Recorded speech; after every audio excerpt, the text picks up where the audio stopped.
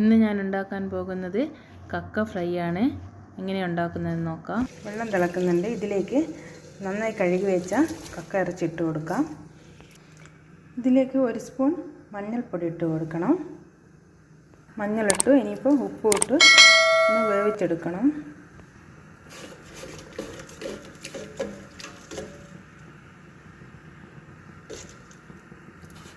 വന്നിട്ടുണ്ട്. ഇനിയിപ്പോൾ ഇത് നന്നായി കഴുകിയെടുക്കണം.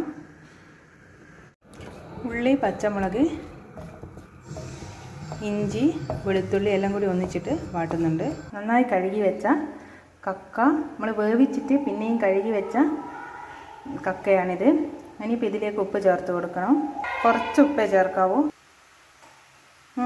മഞ്ഞൾ പൊടി ഇട്ട് കൊടുത്തു. മുളക്, മല്ലിപ്പൊടിയും ചേർത്ത് കൊടുക്കാം.